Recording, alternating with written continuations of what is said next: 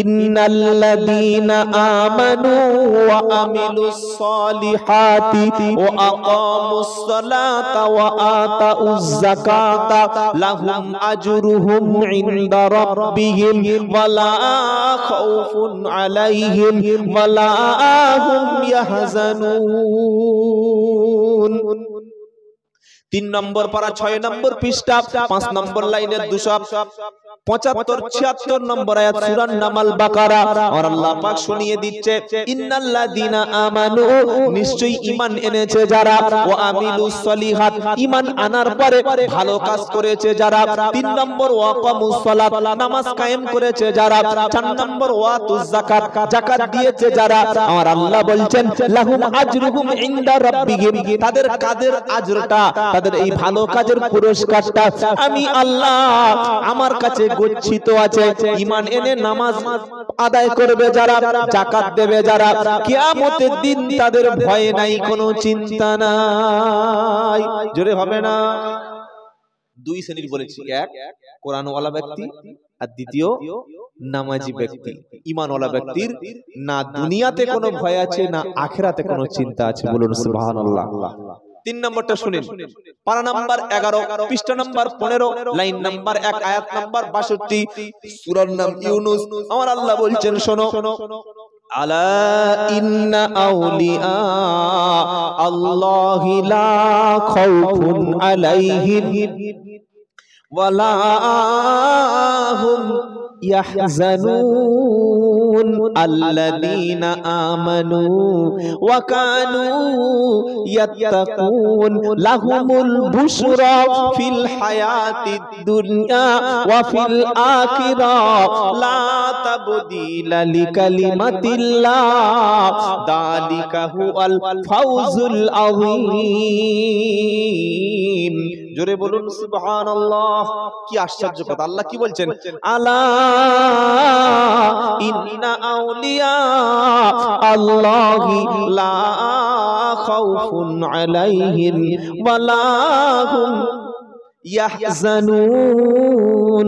জেনে রাখো, তোমরা অবশ্যই এটা মনে রেখো, যারা আমার বন্ধু হয়, যারা আমার প্রকৃত ওলি, আমার বন্ধু যারা, তাদের কোনো ভয় নাই, তাদের কোনো জোরে হবে না সুবহানাল্লাহ। এবার প্রশ্ন হতে পারে, ওলি কারা? কি গো, আল্লাহর ওলি কাদের বলা হয়? তার পরের বাক্যে ক্লিয়ার বলে দিয়েছে, আল্লাযীনা আমানু, আল্লাযীনা আমানু ওয়া কানু ইয়াত্তাকুন। যারা হবে খাঁটি ঈমানদার, আর যারা হবে আল্লাহকে দেখে বেশি ভয় করে, যারা ঈমানওয়ালা আর যারা মুত্তাকি পরেজগার, তারাই হলো আল্লাহর ওলি। বললে ঈমান আনতে গেলে কি কি করতে হবে? ঈমানের জন্য আবার 5টা জিনিস লাগবে। কটা? জোরে বলেন। ইন্নামাল মুমিনুনাল্লাযীনা আমানু, ইন্নামাল মুমিনুনাল্লাযীনা ইযা যুকিরাল্লাহু ওয়াজিলাত কুলুবুহুম ওয়া ইযা তুলিয়াত আলাইহিম আয়াতুহু যাদাতুহুম ঈমানা ওয়া আলা রাব্বিহিম ইয়াতাওয়াক্কালুন আল্লাযীনা ইউকিমুনাস সালাতা ওয়া মিম্মা রাযাকনাহুম ইউনফিকুন উলাইকা হুমুল মুমিনুনা হাক্কান লাহুম দারাজাতুন ইনদা রাব্বিহিম ওয়া মাগফিরাতুন ওয়া আজরুন কারীম। পারা নাম্বার 9, পৃষ্ঠা নাম্বার 15, লাইন নাম্বার 4, আয়াত নাম্বার 2, সূরার নাম আনফাল। ওখানে ওলি হওয়ার জন্য দুটো শর্ত ছিল, একটা হলো পাকা ঈমানদার, আর একটা হলো পরেজগার মুত্তাকি। আর পাকা ঈমানদার কারা? এবার প্রশ্ন কেউ করছে, আল্লাহ আমি কি ওলিদের পর্যায়ে যেতে পারবো না? আমি কি ওলি হতে পারবো না? আল্লাহ বললেন তুমি হতে পারবে। ওলি হওয়ার জন্য তোমাকে ঈমানদার হতে হবে। কেমন ঈমানদার হব? সূরা আনফালে আল্লাহ বলছে, ইন্নামাল মুমিনুনাল্লাযীনা ইযা যুকিরাল্লাহ। ঈমানদার তো শুধুমাত্র তারা, আল্লাহর নাম যখন স্মরণ হয় অন্তর তখন তাদের কেঁপে যায়। জোরে বলুন না সুবহানাল্লাহ। মসজিদে যখন আল্লাহু আকবার আজান হয়েছে তখন সত্যি কি অন্তরে কোনো ব্যথা, কোনো অনুভব হয়েছে, কোনো কাঁপ এসেছে যে আমার আল্লাহ ডেকেছে, আমাকে যেতে হবে? হয়েছে? আজান হচ্ছে মসজিদে, আল্লাহু আকবার, আল্লাহু আকবার। বাড়ির মেয়েরা, এই মেয়েরা, মাথা কাপড় দে, মাথা কাপড় দে, সব মাথা কাপড় দিয়ে বসে আছে। কি গো, টিভিটা বন্ধ কর, আজান হচ্ছে, এই না। যেই আজান হয়ে গেল, মাথার কাপড়টা পড়ে গেল, এইবার টেলিভিশন এলসিডিটা ফুল ভলিউমে চলে গেল। কি? হ্যাঁ, হয়ে গেছে। তাহলে এ কি মুসলমান? এ তো আল্লাহর সঙ্গে নাফরমানি করলো। আজকের 100র মধ্যে 90টা মুসলমান কঠিন বিপদে পড়ে আছে। তার একটাই কারণে, মসজিদের পাশে বাড়ি অথচ মসজিদে নামাজ পড়ে না, পাশেই ঘর, জামাতে খবর নেয় না। ফজরের জামাত কটায়, জোহরে কটায়। আজকে যদি আমি আপনাদের আল্লাহর কসম বলছি, আহ্বান করছি না, যদি জিজ্ঞাসা করি যে বাবা আজকের ফজরের নামাজ মসজিদে কটায় হয়েছে, বলতে কজন পারবে? আমি বলবো না যে আপনারা বলুন, হয়তো 10টা কিংবা 12টা। কি গো? হ্যাঁ, ইমাম সাহেব আর মুয়াজ্জিন সাহেব জানে, আর তেমন কিছু লোক জানেন না। মানে আপনি ফজরের নামাজটাই ভুলে গেছেন। আল্লাহ থেকে কত দূরে চলে গেছেন ভাবুন, কত দূরে আপনি, কত কিলোমিটার দূরে আল্লাহ থেকে চলে গেছেন, ফজরের নামাজটাই বলতে পারছেন না। আপনি কি করে খাঁটি মুসলমান হবেন? ওলি হওয়া দূরের কথা, খাঁটি মুসলমানটা আগে হয়ে দেখেন, পরে তো ওলি। আল্লাহ বলছে শোনো, ওলি হওয়ার জন্য দুটো কোয়ালিটি লাগে, এক ঈমান, দুই তাকওয়া, পরহেজগার। আগে ঈমানটা আনো। প্রথম ঈমানদার হওয়ার শর্ত হলো আল্লাহর নাম যখন উচ্চারণ হবে সঙ্গে সঙ্গে অন্তরের মধ্যে একটা আলাদা ফিলিংস, আল্লাহর নাম উচ্চারণ হচ্ছে, দৌড়ে আল্লাহর দিকে চলে যাবে, বলবে সুবহানাল্লাহ। আপনি মুখে বলছেন নারায়ে তাকবীর, আল্লাহু আকবার, হিজবুল্লাহ জিন্দাবাদ, ফুরবা শরীফ জিন্দাবাদ, আজমির শরীফ জিন্দাবাদ, মক্কা শরীফ জিন্দাবাদ, সব মুখে বলছেন। কিন্তু যখন আল্লাহর নামটা মসজিদে উচ্চারণ হয়েছে না, তখন তো আপনার কাজটা আপনি মেলাতে পারেন না। কি কথা শুনছেন আপনারা? সেজন্য সকলে বলুন, আল্লাহর নাম যখন উচ্চারণ হবে, ব্যবসা বাণিজ্য কাজ কর্ম সব ত্যাগ করে আল্লাহর দিকে যাব, বলুন ইনশাআল্লাহ। রিজালুল্লাহ তুলহিহিম তিজারাতু ওয়ালা বাইউন আও যিকরিল্লাহ ওয়া ইকামাস সালাতি ওয়া ইতাআজ যাকাতি ইয়াখাফুনা ইয়াওমান তাতাকাল্লাবু ফীহিল কুলুবু ওয়াল আবসার।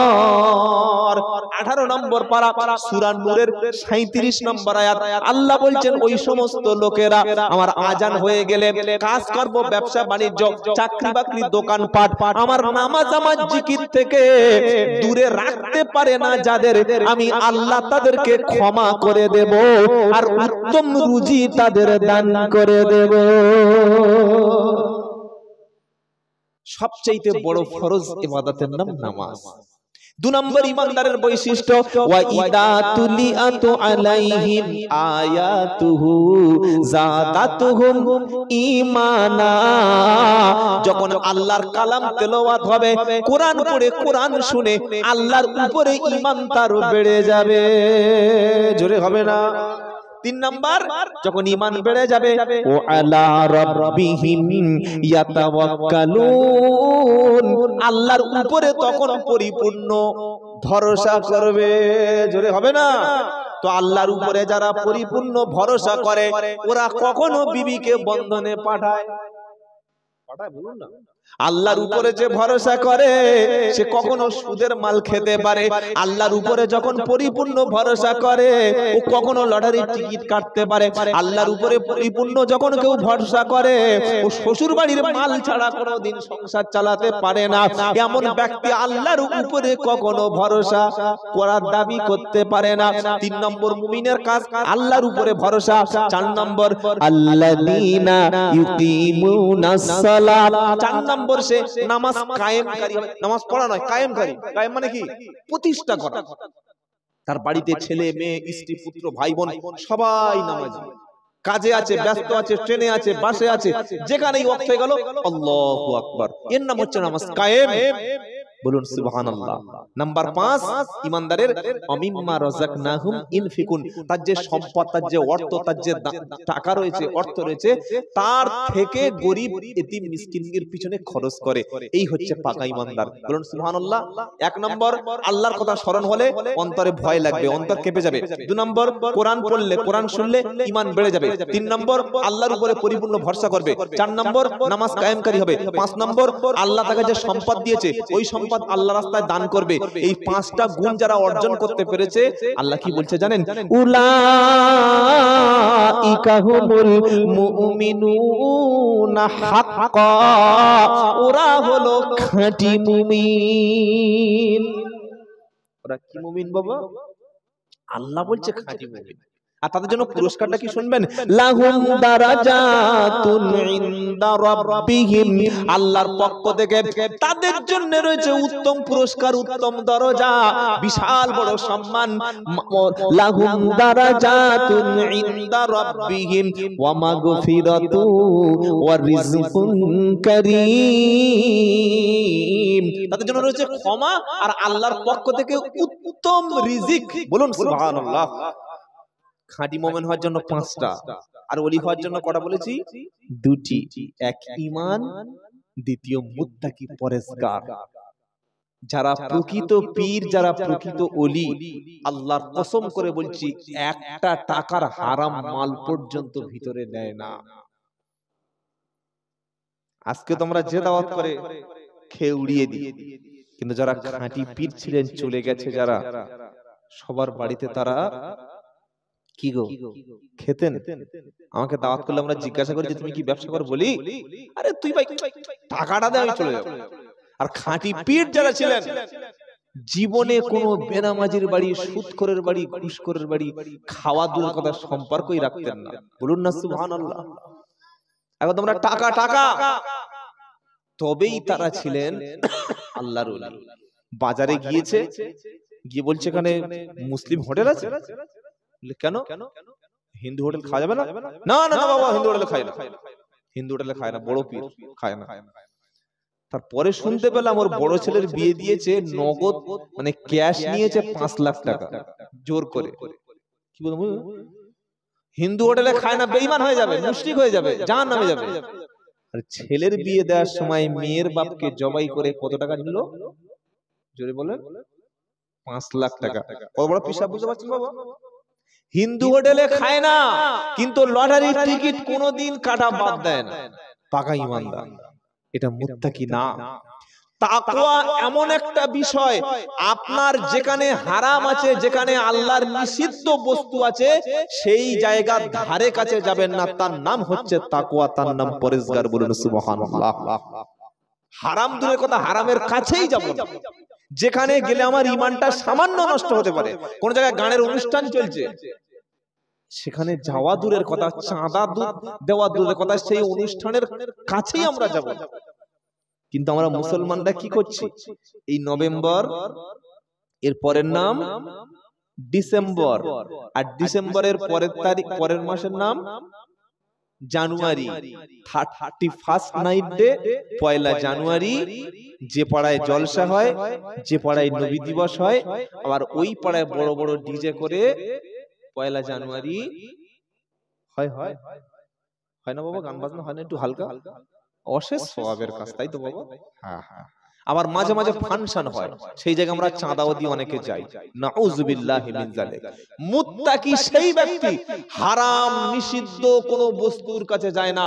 যে নারীটা আমার জন্য হারাম, তার দিকে আজ থেকে কখনোই ফিরে তাকাবো না, তার নাম হলো মুত্তাকি। বলুন সুবহানাল্লাহ। সে হারাম নারীকে জানো? রাস্তার একটা মেয়ে দেখলে মুখ ফিরে নিচ্ছে, তওবা তওবা আস্তাগফিরুল্লাহ, বাবা দেখা যাবে না। আর তোমার নিজের যে ছোট ভাইয়ের স্ত্রী মানে ভাবি, তাই তো? বড় ভাইয়ের স্ত্রী মানে কি? ছোট ভাইয়ের জন্য ভাবি। আর শালিটা আমার জন্য গায়র মুহাররম। অর্থাৎ কোন জামাই যদি তার শালীর হাত ধরে, তার শালীর সঙ্গে একসঙ্গে ঠাট্টা করে, গল্প করে, একসঙ্গে চলাফেরা করে, এটা পর স্ত্রীর মতো কবিরা গুনাহ, কঠিন পাপ। আজকে জলসার দিন যত জামাই এসেছে বা আশেপাশে ছিল, একজন জামাই বলতে পারবে, বা আমরা যারা জামাই হয়েছি অনেকে মারা যাচ্ছি, শালীর সঙ্গে আমরা কতটা কঠিন সম্পর্ক রাখি, হাসি ঠাট্টা বিদ্রুপ, কেন এটাকে পাপ মনে করি না? অথচ 90% শালী লজ্জা শরম হায়া হারিয়ে ফেলে শুধুমাত্র বোনাইয়ের দ্বারাই। কি বলছিলাম? আর 90% মানুষ তার শ্বশুর বাড়ি গিয়ে ভাবির কাছে কোনো পর্দা করে না, দেওর ভাবির সঙ্গে কোনো পর্দা করে না। আজকের মুসলমানদের খালি বলছে হুজুর পর্দা রস করো, পর্দার বক্তব্য শুনে বাড়ি গিয়ে ভাবি আর দেওর একই গোসলখানায় গোসল করছে, ওর পিঠে সাবান মাখিয়ে দিচ্ছে, ওর শ্যাম্পুটা মাথায় লাগিয়ে দিচ্ছে, বিয়ের সময় একে অপরের সঙ্গে ইয়ারকি করছে। আল্লাহর নবী বললেন হামউল মাউত, দেওর তো তোমার মৃত্যু সমতুল্য। পরপুরুষকে দেখে তুমি ভয় পাবে যতটা, তার চাইতে দেওরকে দেখে বাড়ির মেয়েরা নবী বললেন বেশি ভয় করো। যে কোনো মুহূর্তে তোমার ঈমান, তোমার ইজ্জত, তোমার সতীত্বটা নষ্ট হয়ে যেতে পারে। আজকে বলুন এই পর্দাটা আমাদের সমাজে আছে কিনা? আল্লাহ হেফাজত করুক, সকলে জোরে বলুন আমিন। যারা ওলি হয়, যারা পীর হয়, তারা সর্বপ্রথম নারী, অবৈধ নারী থেকে শত যোজন দূরে থাকে। আর বাংলাদেশে বাবা মনে রাগ করবেন না, এমন অনেক পীর আছে বাংলাদেশে, ভণ্ড পীর বাবা, মেয়েদেরকে দেখে পাটে পায়। শুনলেন কি বললাম? এই মেদিনীপুর কেশপুর বলে একটা জায়গা আছে, পশ্চিম মেদিনীপুর কেশপুর, ওখানে তো ওরকম ওই পীর সাহেবের মুরিদ আমি জানি না, ওখানে পীর সাহেব এসে পা এরকম বাড়িয়ে দেয়, আর ভণ্ড ওই পীর ভণ্ড আর মুরিদ তো আরো ভণ্ডামি করবে। কি হাক্কানি পীর হলে তো সেখানে মেয়েদের যেতে দেবে না, যেতে দেবে না। এবার উনি পীর সাহেব এই বুড়ো আঙ্গুলটা পায়ের সামনে পার করে দেয়, আর মহিলারা এসে পায়ের আঙ্গুলটা চষে, মনে করে আমার জান্নাতের চৌকাঠে পৌঁছে গেছি। বলুন নাউজুবিল্লাহ, বলুন নাউজুবিল্লাহ। যদি কোন আলেম, কোন বক্তা, কোন পীর সাহেব, মুফতি সাহেব দেখেন নারীদের সঙ্গে একসঙ্গে হাসি ঠাট্টা করছে, গল্প করছে, ঠাট্টা বিদ্রুপ করছে, অবৈধ নারীকে সামনে নিয়ে একসঙ্গে খেদমত করছে, অসংখ্য নারীদেরকে দিয়ে পা টিপিয়ে নিচ্ছে, ওটা দাজ্জাল, ওটা শয়তান, ওটা কখনো আলেম না, পীর না, বক্তা না। এর থেকে ঈমান বাঁচানো আমাদের জন্য জরুরি। কথা মনে থাকবে ইনশাআল্লাহ। আল্লাহ হেফাজত করুক, সকলে বলুন আমিন। এজন্য আপনার সাবালিকা মেয়েটাকে পড়াতে দেওয়ার আগে দেখে নেবেন যে টিউশনি যাকে পড়াতে দিচ্ছেন ওই শিক্ষকটা মুহররম কিনা, অথবা ওই যিনি আপনার মেয়েকে পড়াবেন তিনি মহিলা শিক্ষিকা কিনা। মেয়ে অনার্স মাস্টার্স কমপ্লিট করবে, মেয়ে গ্রাজুয়েশন করছে ইংলিশে, আর দুতলা ছাদের উপরে এসি চালিয়ে দিয়ে আপনার মেয়েকে যা ইংলিশটা কমপ্লিট করেছে, গ্রামার কমপ্লিট, ও গ্রামার কমপ্লিট করতে করতে গ্রামার কমপ্লিট করে দেবে। আল্লাহ হেফাজত করুক, সকলে জোরে বলুন আমিন। এটার নাম হচ্ছে পর্দা। মেয়ে 7 বছর 8 বছর ওই সময় কোরআন শিখিয়ে নেবেন। মাধ্যমিক উচ্চ মাধ্যমিক পরীক্ষা দিয়ে বাড়িতে 3 মাস বসে আছে, বলে যাও ইমাম সাহেবের বাড়িতে ডেকে এনে পড়াও, এটা নাজায়েজ। পরিষ্কার শরিয়াতের হারাম কাজগুলো মুসলমান অহরহ করছি, আর খালি বলছি এত দোয়া করছি ফিলিস্তিনে তো অশান্তি বন্ধ হচ্ছে না। কি গো বাবাজিরা, আল্লাহ ভাইরা, হারাম ছেড়ে দেবো বলুন ইনশাআল্লাহ। 3 নম্বর বলেছি কাদের ভয় নাই। নাম্বার 4 আল্লাহ বলছেন আরেক শ্রেণীর ভয় নাই। তারা কারা জানেন? যারা পরিপূর্ণ মুসলমান। জোরে বলুন সুবহানাল্লাহ। আল্লাহ মুসলমানদের কিয়ামতে ডেকে জান্নাতে নিয়ে নেবেন। জোরে হবে না সুবহানাল্লাহ? ইয়া ইবাদিলা খাউফুন আলাইকুমুল ইয়াউম ওয়ালা আনতুম তাহজানুন আল্লাযীনা আমানু বিআয়াতিনা ওয়া কানু মুসলিমিন। মুসলমান হলে আখিরাতে ভয় নাই। একবার জোরে বলুন না সুবহানাল্লাহ। 25 নম্বর পারা 13 নম্বর পৃষ্ঠা 5 নম্বর লাইনের 68 নম্বর আয়াত সূরা যুখরুফে আল্লাহ বলছে ইয়া ইবাদিলা খাউফুন আলাইকুমুল ইয়াউম, ও আমার বান্দা কিয়ামতের দিন তোমার কোনো ভয় নাই, কিয়ামতের দিন তোমার কোনো চিন্তা নাই, তুমি চলে এসো আমার কাছে। আল্লাহ তার বান্দাকে ডেকে বলবে লা খাউফুন আলাইকুমুল ইয়াউম, আজ আমার বান্দাদের কিয়ামতের দিন কোনো ভয় নাই, আমার বান্দাদের কিয়ামতের দিন কোনো চিন্তা নাই। বান্দাদের তো বান্দা কারা? কি গো বান্দা খারাপ বলতে হবে না, হবে না? আল্লাহ বলবেন আল্লাযীনা আমানু বিআয়াতিনা ওয়া কানু মুসলিমিন, যারা আমার কোরআনের উপরে পরিপূর্ণ বিশ্বাস করেছিল, কোরআনের উপরে পরিপূর্ণ ঈমান এনেছিল যারা, আর মুসলমান হয়ে কবরে এসেছিল যারা, ওদের কোনো চিন্তা না।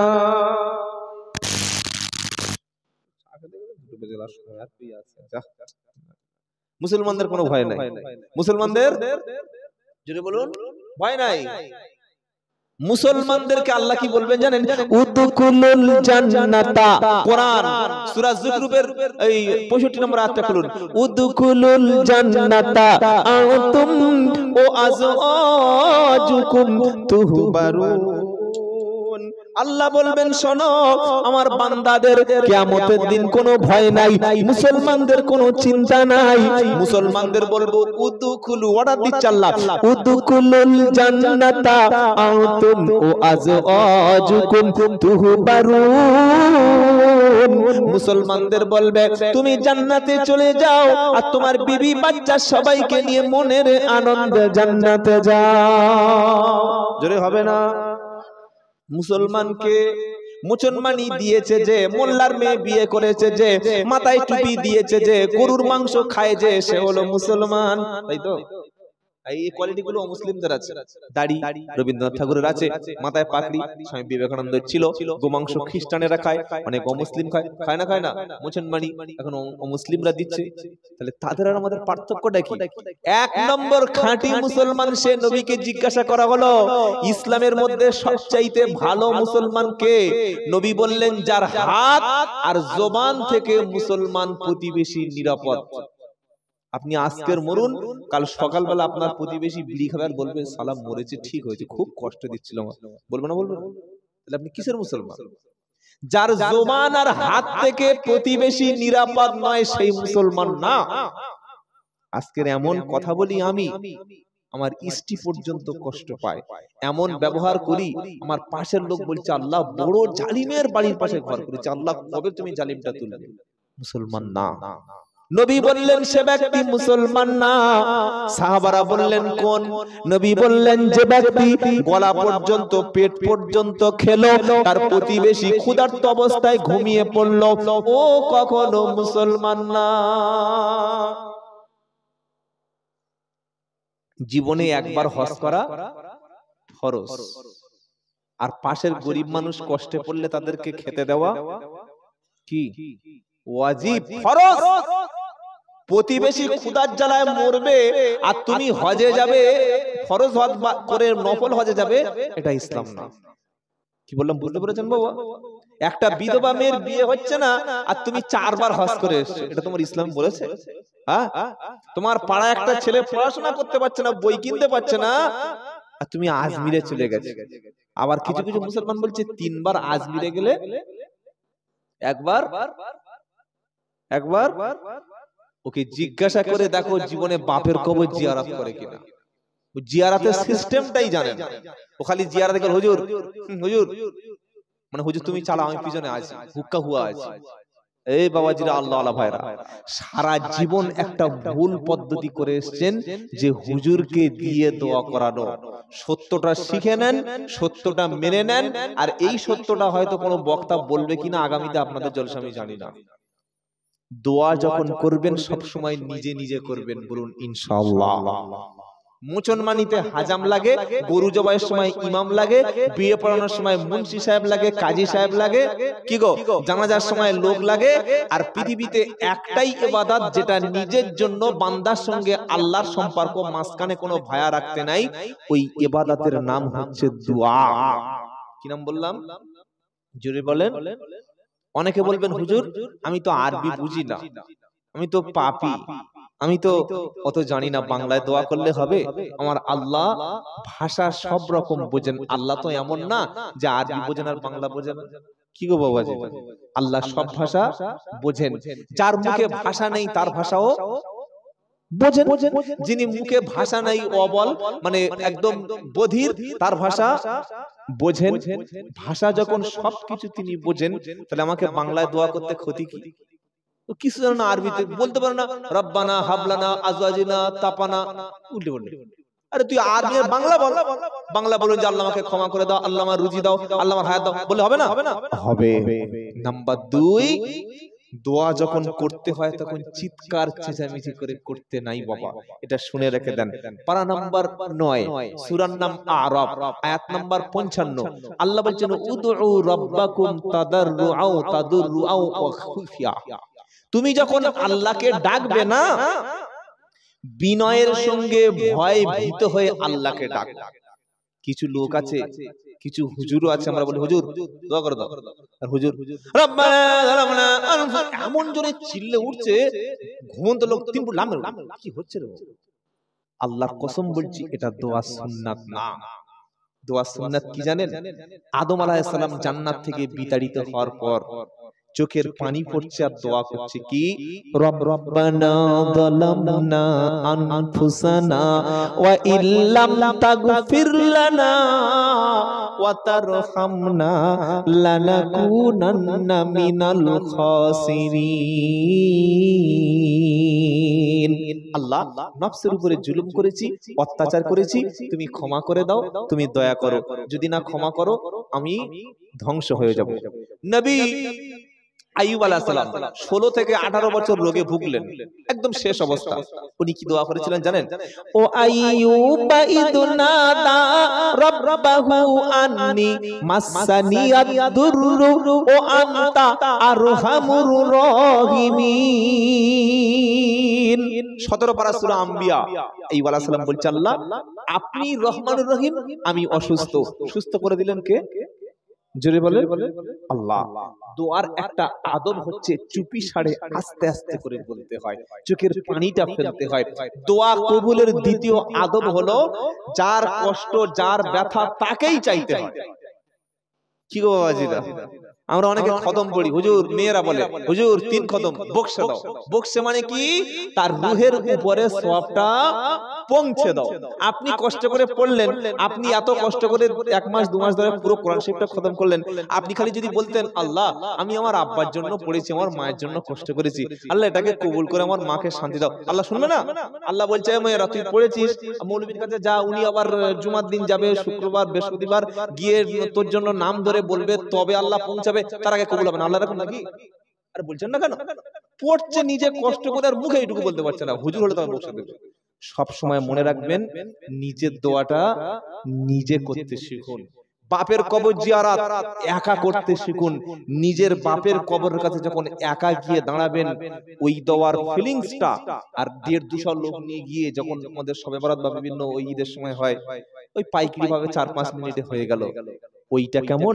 আর নিজে বাপের কবরের কাছে গিয়ে আসসালামু আলাইকুম ইয়া আহলাল কবর, আব্বা আমি এসেছি, দীর্ঘ 7 বছর আপনি চলে এসেছেন, আপনার জন্য কিছুই করতে পারিনি, গভীর রাতের বেলা এশার নামাজ পড়ে এসেছি আব্বা, আমি জানি না আপনার কবরে আযাব হচ্ছে কিনা, যদি আযাব হয় আল্লাহ আমার আব্বার কবর আযাবকে maaf করে দিও, আব্বার শান্তি দিও। যখন কোন সন্তান এইটুকু বাংলায় অন্তত বলে আর চোখের পানিটুকু ফেলে দেয়, আর আল্লাহ বলে ও ফেরেশতারা তোমরা সাক্ষী থেকে যাও, যে বান্দা একা এসেছে, রাতে এসেছে, চোখের পানি ফেলছে, বাপের মায়ের জন্য কবরের কাছে কাঁদছে, আমি আল্লাহ তার বাপ মার আযাবকে ক্ষমা করে দিলাম। জোরে বলুন সুবহানাল্লাহ। মায়েরা কি করবে? তারা তো কবরে যেতে পারে না, যাওয়ার সিস্টেম নাই, তারা নামাজের শেষে তাহাজ্জুদে কোরআন খতমের পরে দোয়ার পরে এইটুকু বলবে রব্বির হামহুমা কামা রাব্বায়ানি সগীরা, শুধু এইটুকু ব্যাস, এনাফ। রব্বির হামহুমা কামা রাব্বায়ানি সগীরা। ওগো মাওলাই কারীম রব্বুল আলামিন, বাপ মা যেভাবে কষ্ট করে মানুষ করেছে, তারা আজকের অসহায়, তুমি তাদের উপরে রহম করো, যেভাবে আমাকে দয়া করে মানুষ করেছে, এইটুকু বললে আল্লাহ কবুল করবে। জোরে বলুন সুবহানাল্লাহ। অনেকে প্রশ্ন করবেন, দুটো বেজে গেছে, শেষ করে দিই, এই কথা বলে শেষ করে দিই। অনেকে প্রশ্ন করবেন যে সত্যি কি ডাকলে আল্লাহ আমার ডাক শুনতে পায়? এবার প্রশ্ন যে আল্লাহ কত দূর? ওয়া ইদা সাআলাকা ইবাদি আন্নি ফাইন্নি করিব উজিবু দাওয়াতাদ দাঈ ইদা দাআনি ফালইস্তাজিবুলি ওয়াল ইউমিনু বি লাআল্লাহুম ইয়ারশুদুন। দ্বিতীয় পারা 8 পৃষ্ঠা 3 নম্বর লাইন 186 নম্বর আয়াত, সূরার নাম বাকারা। নবীকে প্রশ্ন করা হলো আল্লাহ কত দূর বলো? আল্লাহ যদি দূরে থাকে তাহলে তো চিৎকার করে ডাকাডাকি করব, আর আল্লাহ যদি কাছে থাকে তাহলে আস্তে আস্তে বলবো। আল্লাহ বলছেন নবী তুমি উম্মতকে বলে দাও আন্নী ফা ইন্নী করিব, আমি আল্লাহ বান্দার সবচাইতে কাছাকাছি। জোরে হবে না? প্রশ্ন হবে কত কাছে? কত কাছে বলো? পারা নাম্বার 26 পৃষ্ঠা নাম্বার 16 18 আয়াত নাম্বার 1 লাইন নাম্বার আয়াত নাম্বার 16 লাইন নাম্বার 1 সূরার নাম কফ। কোরআন বলছে ওয়ানাহনু আকরাবু ইলাইহি মিন হাবলিল ওয়ারিদ। ও বান্দা তুমি আমার ডাকো আমি সাড়া দেব। আল্লাহ বলছেন ওয়ানাহনু আকরাবু, আমাদের ঘাড়ের শিরা আছে জানেন, মোটা শিরা। আল্লাহ বলছে আমি আল্লাহ তোমার ঘাড়ের শিরার চাইতে আরো নিকটবর্তী। আপনারা বলবেন সব ঠিক আছে, কিন্তু ডাইরেক্ট যে আল্লাহকে দোয়া করতে হবে আমি একাই চাইবো ওরকম একটা দলিল দিন। হ্যাঁ খুলুন পারা নাম্বার 24 পৃষ্ঠা নাম্বার 13 লাইন নাম্বার 4 আয়াত নাম্বার 60 সূরার নাম মুমিন। ওয়া ক্বালা রাব্বুকুম উদুনি আস্তাজিব লাকুম। আল্লাহ বলছে বান্দা তুমি আমার ডাকো, আমাকে ডাকলেই আমি সাড়া দেব। ইউনুস নবী গেছিল মাছের পেটে, দেখেছেন দোয়া করেছেন কে? কবুল করেছেন কে? আল্লাহ। ইব্রাহিম নবী আগুনে গেল, ডাক দিয়েছেন আগুন থেকে, বাঁচিয়েছেন কে? আরে বলছেন না কেন? আল্লাহ। ঈসা নবীকে পৃথিবীতে আসমানে তুলে নিয়েছেন, দোয়া কবুল, দোয়া চেয়েছেন, কবুল করেছেন কে? আল্লাহ। ইউসুফ আলাইহিস সালাম জুলাইখার যখন ফিতনায় পড়ে গেল, ঘরের মধ্য থেকে আল্লাহকে ডাক দিল, দরজাগুলো ভেঙে ইউসুফ আলাইহিস সালামকে রক্ষা করেছেন কে? জোরে বলেন না। মাঝখানে কোনো ভাইয়া ছিল? আজ থেকে বলো যখন দোয়া করব চাইবো শুধু আমার আল্লাহকে বলবো, ইয়াকা না'বুদু ওয়া ইয়াকা নাস্তাঈন।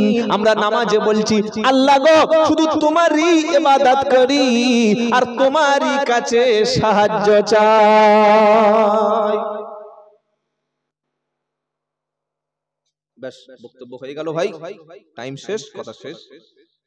আল্লাহ আমাদের সবাইকে কবুল করুন, যা কিছু শুনলেন আমল করবেন, বলুন ইনশাআল্লাহ।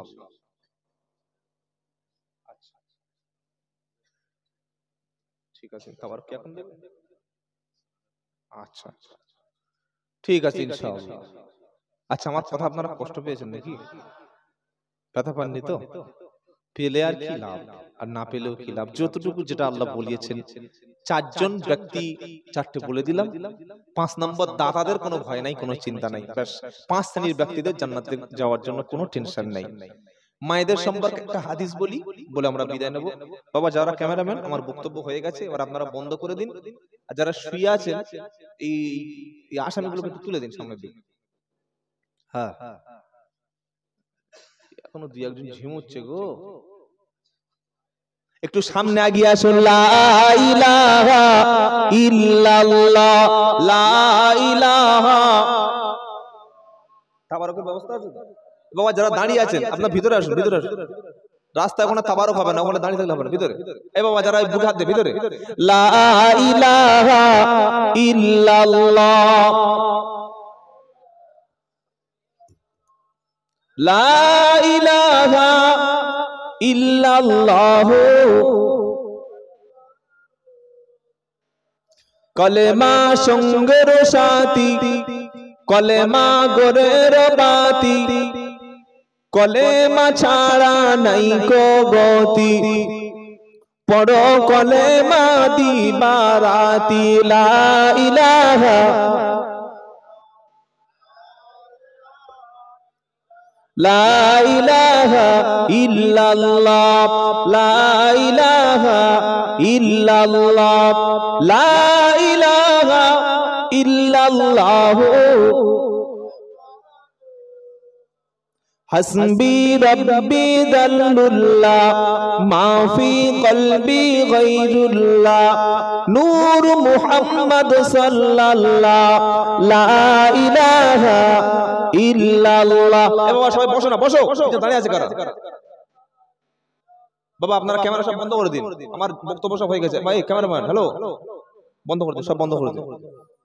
লা ইলাহা ইল্লাল্লাহ, লা ইলাহা ইল্লাল্লাহ।